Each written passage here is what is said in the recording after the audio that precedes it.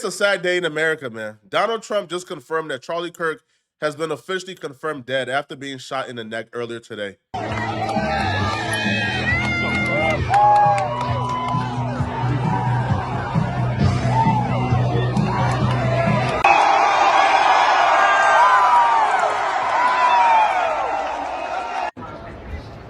or not counting gang violence? Oh my God. Wait, Cody, go, run. Holy.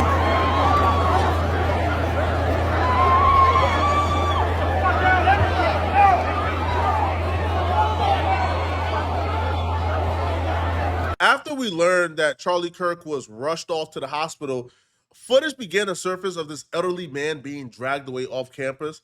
There was reports on Twitter that this was the shooter, but then reports came out later that this is not the shooter. So it's currently unclear who this man is and why he was being dragged off and if he has any connection to the shooting whatsoever. Shoot me! Shoot me! Was that you? We don't know if it's him or not.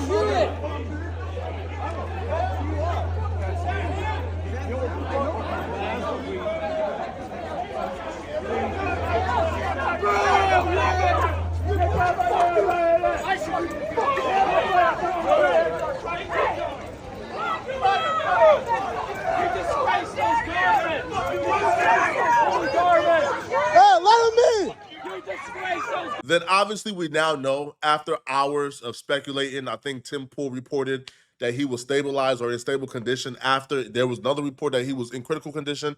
But after hours of speculating, Trump took the Truth Social to let us know that Charlie Kirk had passed away. And here's what Trump had to say about Charlie Kirk. Donald Trump wrote, "The great and even legendary Charlie Kirk is dead. No one understood or had the heart of the youth in the United States of America better than Charlie. He was loved and admired by all, especially me, and now he is no longer with us. Melania and my sympathies go out to his beautiful wife, Erica, and family. Charlie, we love you." We don't know who the shooter is just yet, right? The shooter is still at large. So until we know who the shooter is, we don't know why they did it or what their motives are. We can only assume this was done for political reasons. The shooter probably had a disagreement with what Charlie Kirk has been saying. We can only assume that's why. And if that's the case, that's dumb. That's stupid. And anybody who supports that, you're dumb and you're stupid. I'm probably going to get backlash from my audience or people who look like me because I guess I'm compassionate enough to say that a father with a toddler who was a good father at that should not lose their life over bad opinions, should not lose their life because they have an opinion that I disagree with. Well, I would say you need to understand the biblical role of the father. When it comes to your child, you are tasked to protect them both physically, spiritually, and emotionally, and really outside the house and obviously in other ways as well. Quality time is everything. You're not above any of the duties or the tasks or the roles. And it comes with a lot of responsibilities. And so, again, I speak very directly to young men. Erica's the, young woman outreach part of this. But young men need to be talked this way, actually, because they say, oh, I want to be a dad. Like, really? Are you earning enough money?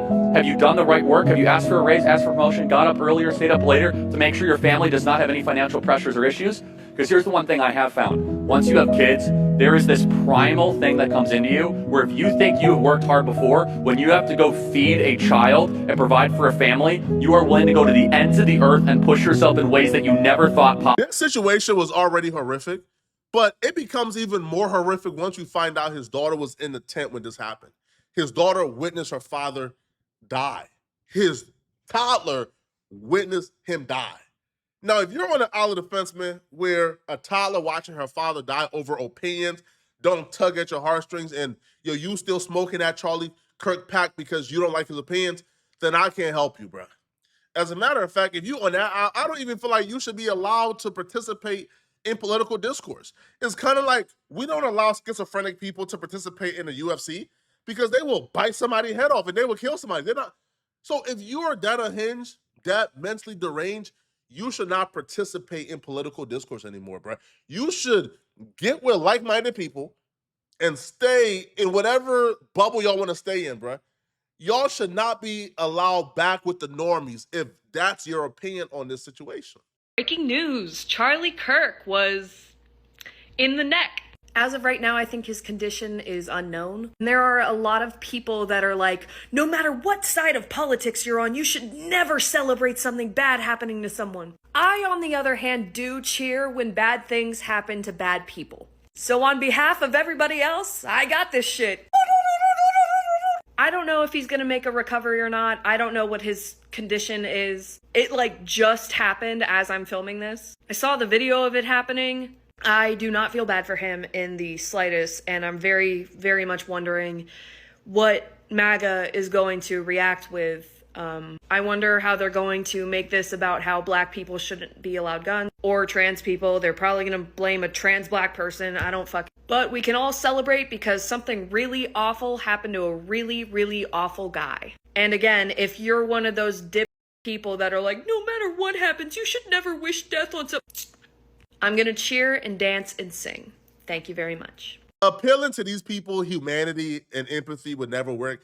So let's just appeal to logic here and be real pragmatic here for a second, okay?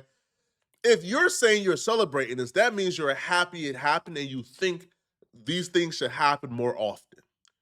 As you would put it, bad people getting assassinated for having bad opinions. Let's just say that, bad opinions. Then I want to ask you is, who determines who gets to be assassinated and who don't? Who? Because from your perspective, a bad person is somebody who have beliefs that are unpopular. Follow along with me here for a second. Then we have to get into, well, unpopular to who? Unpopular to anybody? Or just unpopular to people who think like you? Because if we're thinking unpopular opinions that disturb society should get you knocked off, can you imagine what would happen to you if we put your dog-ish opinion in front of, let's say, 100,000 MAGA folks? You probably won't live another second. That's why it becomes dangerous. Now, I may say a lot, I may joke, I may make satirical videos, man, but things like the death penalty are things that I struggle with because I don't believe that humans should be able to make the decision on who gets to live and die. We shouldn't play God. We just should not have that power at all. A user by the name of Dame Dedazef stated, white men blowing your neck off a day after you were just saying white people don't do stuff like that. It's hilarious, bro. I'm sorry. Rest in ish, Charlie Kirk. Our very own Lush One, and he would write, hey, Charlie Kirk should have listened to Wu-Tang more. Apparently no one told it's imperative that you protect your neck, which to me is distasteful, is nasty work, is not cool whatsoever.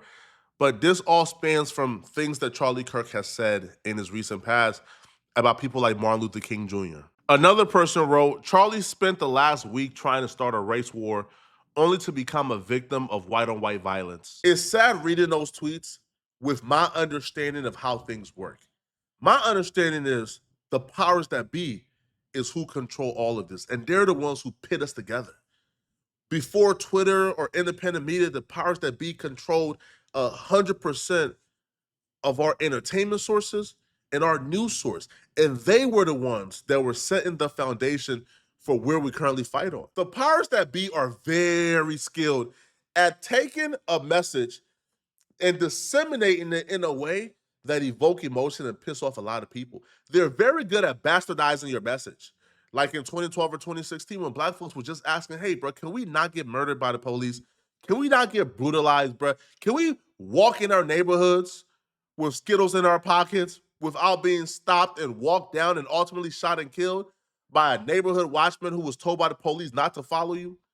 Hey, bro, can we not have the barrier to entry into these outland neighborhoods be so high up that it becomes impossible for black folks to buy homes that are worth something and build wealth?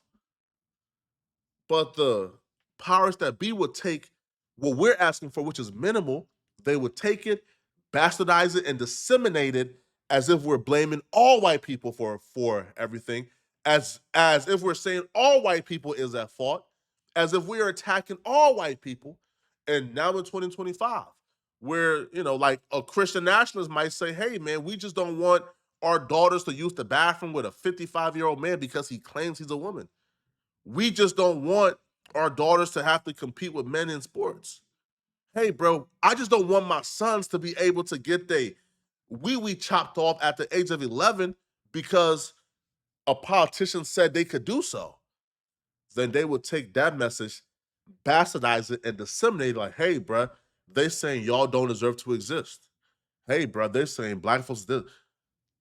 It's how they disseminate it is why we're fighting against each other.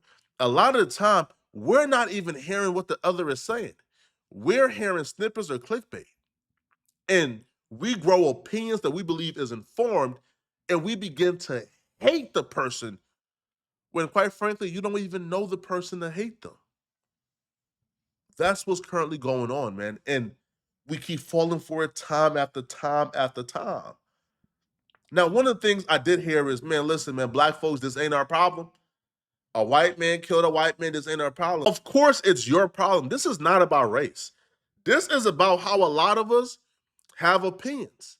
And a lot of us have controversial opinions. And a lot of us, we got these mics and we make these videos, or we go to our workplace and we talk to our coworkers and we're debating and we have a lot of things to say about a lot. And if we have gotten to a point where we are okaying or celebrating violence over your opinion, then you're not safe as well. What's to say that somebody don't come to the rally that you're a part of next, and instead of the speaker, they turn it on the crowd? This would not end good if violence is what we're preaching as a combatant for opinions. It's just dumb.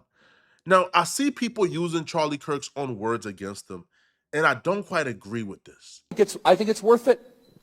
I think it's worth to have a cost of, unfortunately, some gun deaths every single year so that we can have the Second Amendment to protect our other God-given rights. That is a prudent deal. That statement right there pissed off a lot of people.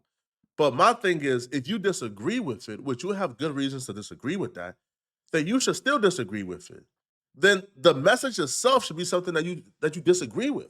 It shouldn't be, aha, see, hey man, listen, Charlie Kirk said this when he was alive, I disagree with it, but now he's dead, I now agree that his life is worth the cost of bad people having guns. Or his life is worth the cost, or, like his death is worth like whatever cost I'm trying to prove. That doesn't make sense at all, right? If you don't believe that anybody's life is worth it or anybody dying is worth it, then you shouldn't believe that Charlie Kirk dying is worth you proving or you getting a dunk on Twitter. This was a real person. This was a father. This was somebody who was real. And we watch these people on screens, or in the case of me, like I actually met Charlie before, but we watch these people through a screen and we dehumanize them, right? It's kind of hard to really see the humanity in somebody when you don't really like view them as human. You kind of just view them as, as a speckle or a pixel on a screen. But this was a real person. This is a real death. This is somebody who woke up with a soul. Somebody who woke up with breath and life.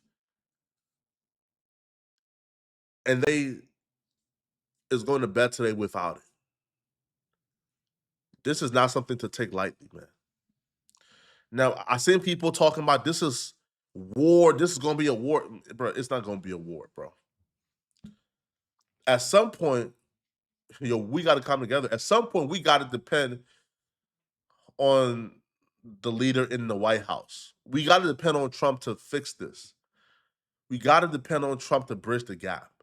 We can't keep becoming more divided.